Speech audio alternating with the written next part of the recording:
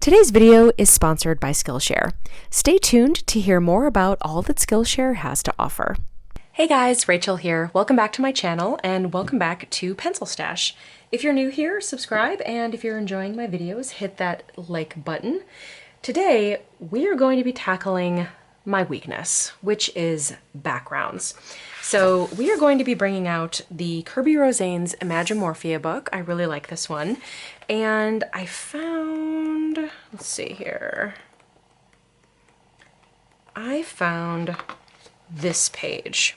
This is like a biomech kind of scarab beetle.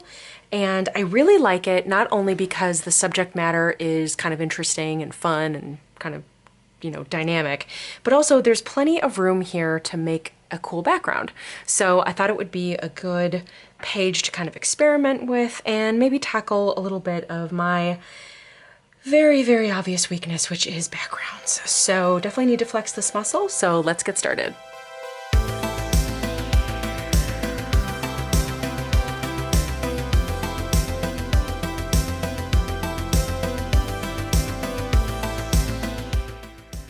I'm not going to go into too much detail with kind of how I'm coloring the biomech scarab beetle, only because I have actually done kind of a biomech insect before. I don't remember which Kerby Rosanes book it was in, but it was a biomech butterfly. So I have already kind of gone into detail about how I colored it before. So if you missed that video, I'll certainly leave a link in the description for you. But in terms of the overall kind of approach here, in my last video, I used these kind of really light Crayola blues, and I really had fun with them. So as I was kind of thinking of like how I was going to color this, I really kind of wanted to use those blues again. And I think it would also be really fun to kind of do some of this biomech in these bright blues, and then kind of darken them up with some darker blues and some grays. So I'm definitely going to be implementing that, at least on the biomech side. And then I'm going to evaluate and see kind of how that might translate, maybe do something kind of similar, or at least, you know, kind of in the same vein over here on the organic side. But I'm not really sure yet, so, you know, I know how I want to do kind of the biomech side, so I'm just going to do that first, and then we will go back in and tackle the organic side when I know kind of how this side is shaking out. I'm also going to be adding a little bit of gold to the biomech side, just because I know I'm going to be adding gold on the organic side, and a little bit of a hint, but I also think that gold is going to be part of our background. So not to overwhelm the page with gold, but just a little bit of gold on this side just to make it a little bit interesting. The blue and the gray are working well together, but I also just want to inject a little bit of contrast, and I think that the gold is going to do that for us. All right, I think I've got the biomech side done, if not almost done. I did purposely leave the wings just because I think I want to mirror whatever I decide to do on this side. I think I'm going to mirror over here just so there's a little bit of kind of crossover here. And I purposely did kind of his head kind of where there's a very clear line of demarcation, or there isn't a very clear line of demarcation. I did it in gray just because I do think I'm going to end up doing kind of his organic side in like a gray, kind of French gray brown combo. So it'll just kind of blend nicely and not feel so jarring. But you know, it is very clearly demarcated here. All right. For the organic side, I've pulled some pencils, and I'm still going to be using some of those same kind of yellowy golds. I swapped out my cool grays that I was using on the biomech side for the French grays because they have more of a brown hint to them. And then I also pulled some reddish browns, some like chestnuts and henna and black raspberry, just because I think it might be fun to kind of add some of this like reddish tone into some of the browns over here. A little bit earthy, a little bit more organic on this side, where it's just like super, you know, kind of cool and futuristic on this side. So let's get going on the organic side. Oh, and don't worry, I'm gonna leave every single color that I used down in the description box, just because I know that you're going to ask. And because they're not listed, I'll just have them down in the description box for you guys.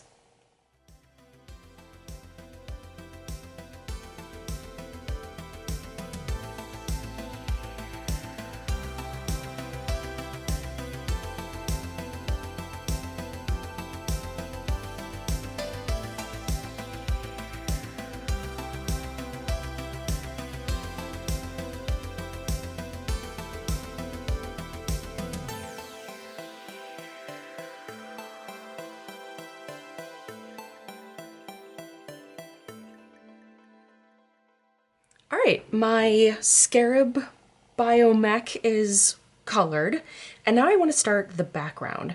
And I really want to do like a modern take on like a honeycomb pattern. I just had a baby shower for my sister, and she had a Winnie the Pooh theme. It was super, super cute, but I was very much inspired by some of these honeycomb patterns on some of the things that I was looking at, and I thought it would make for an excellent coloring background. And since it's very geometric, I thought that we could use like a ruler, and even I really don't have to draw anything in. So hopefully it'll be very kind of straightforward. I might need a longer ruler, but we'll just kind of start drawing that in. And then I thought we could actually, for the color portion of it, we could use a bit of a combo of some of my favorite gel pens and kind of see how that turns out. I think it'll be kind of cool, and we'll just kind of see. Let me go find a longer ruler. So I thought I had a shorter ruler, but I can't find it. So I'm going to use this ginormous quilting ruler that I also have. It'll be a bit cumbersome, but at least it's long enough to kind of span all of the dimensions that I'm probably going to need. And I'm going to start with just a very light pencil. And I think the important thing is that they are just kind of equidistant. So what I think I'm going to do is, actually, maybe I'm gonna start from the bottom. I'm gonna start from the bottom, and I'm just going to do like 1-inch lines across the whole page in as light as I can get them, because I don't want much pencil at the end of this, but it is definitely needed for the time being. And I'm just gonna do 1-inch lines all the way up.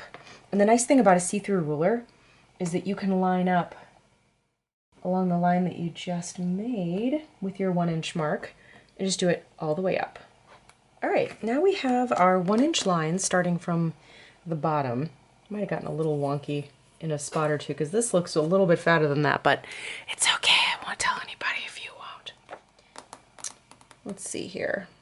I'm just trying to think of the math, because I want to make little like hexagons within this space that are kind of separated by like a little bit of a spacer in between. All right, I think I've got it. So let's just kind of do one here, and we'll just kind of test it. So instead of doing 1-inch lines, I should be doing 1/2-inch lines. So I'm gonna go back in and just give each one of my lines a little 1/2-inch, one in between. And this does not have to be perfect, thank God, because otherwise I would fail miserably. All right, here's our completed sort of framework, and I've got little 1/2-inch squares here.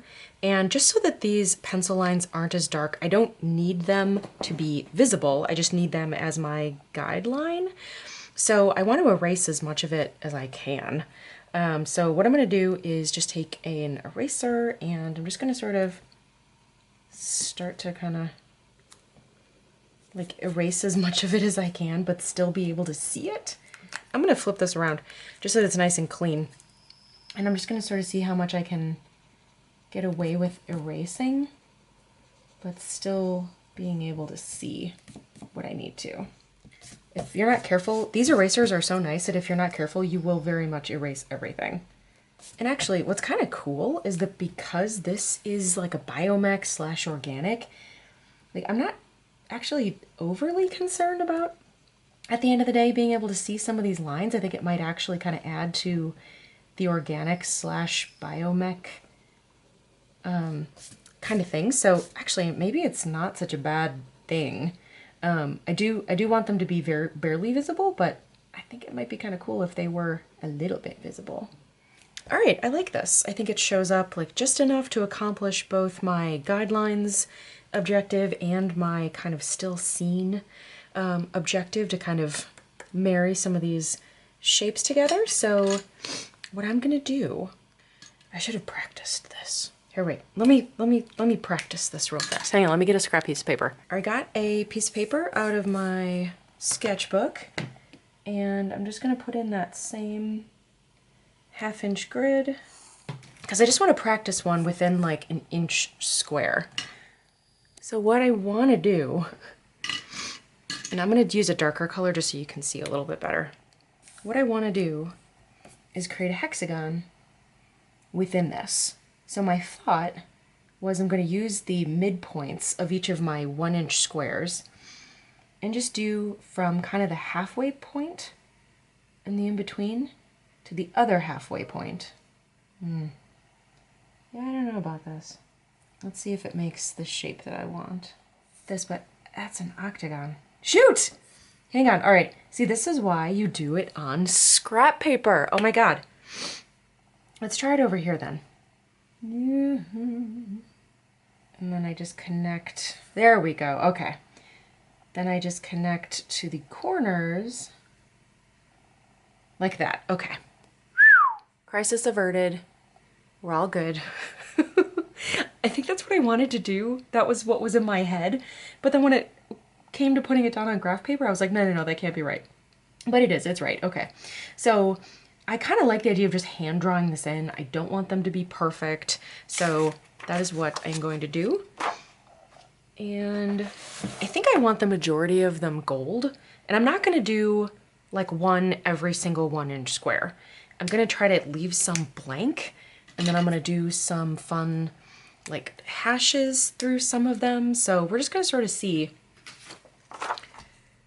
And I'm just kind of thickening up these lines and trying to make them like not perfect, because I do not want them perfect. I think it'll be really fun to kind of make this part look very organic. Like the grid's the biomech part, and then the hand-drawn hexagon honeycomb pattern is the organic part.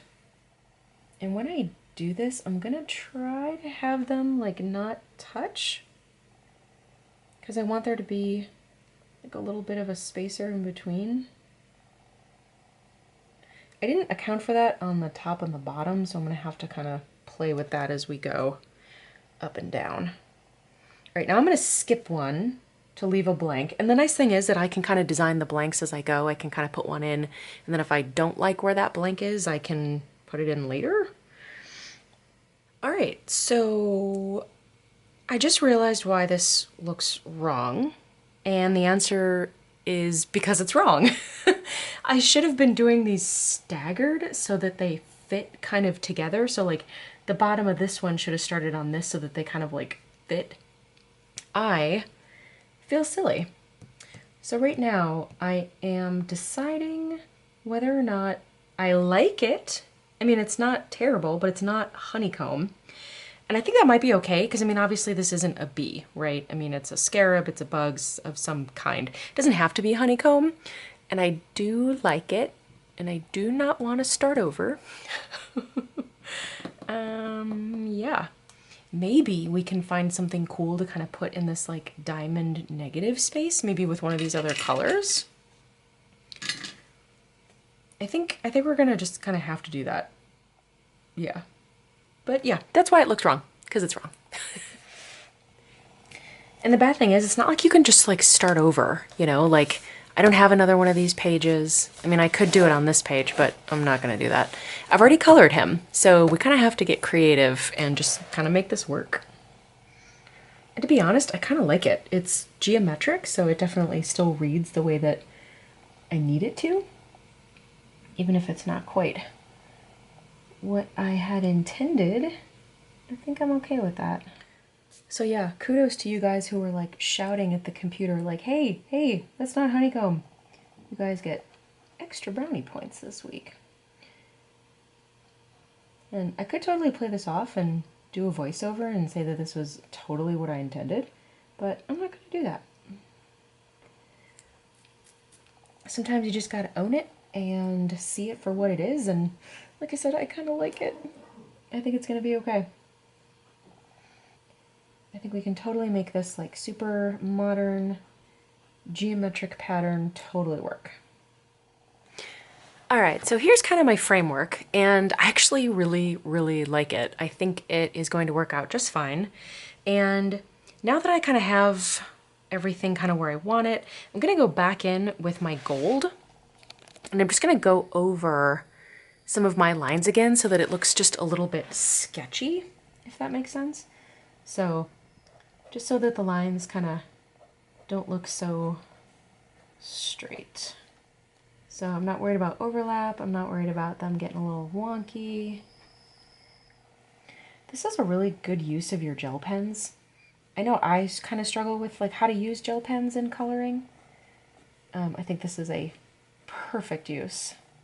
It's going down really, really nicely. I love the metallic quality that this has. So I'll actually show you guys. If you kind of hold it up to the light, I don't know if it'll show up on camera, but it's really shimmery. So it works just perfectly with kind of our gold, like honeycomb-esque. I don't know if I should even call it honeycomb anymore. Modern geometric. All right, see, I'm just gonna pull back a little bit and show you guys the top where I've done the kind of sketchy lines, and this is where I haven't. I'm liking the sketchy lines. All right, there we go. So I've got my kind of sketchy lines in, and I think what I want to do is just go in and maybe put in some like horizontal lines down some of them, maybe down like half of one of the sections. I'm not entirely sure. So I'm just going to start experimenting. I think I want to do this one. Yeah. Now I'm scared to do anything. This is not a good feeling. I'm so afraid of messing up again. All right, let's just do it.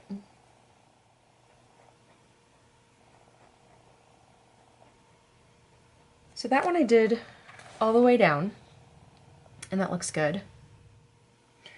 Do the 2/3 there, and that one was in a little bit of a different direction, and that's okay. I'm liking that. All right. I also don't want to overdo it. I want to leave the majority of them filled in, but I do kind of want to do something with this color. This is that real pretty toasty brown color that's kind of like purpley brown. And what I might want to try is maybe some diamonds here. I think that might look cool. I'm so afraid.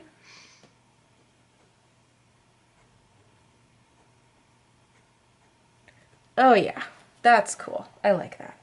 We're good. Oh man, what did I do? Look at this, I already screwed up. Look, this one is supposed to be over here. Oh my God. You know what? I don't even know how many times I've been wrong. I'm at least 0 for 2. I am maybe 0 for 3. Oh my gosh. This one definitely looks super metallic-y. I don't know if you guys can see that, but it is very shiny in a good way. By the way, I do like the grid pattern that's kind of still in the background.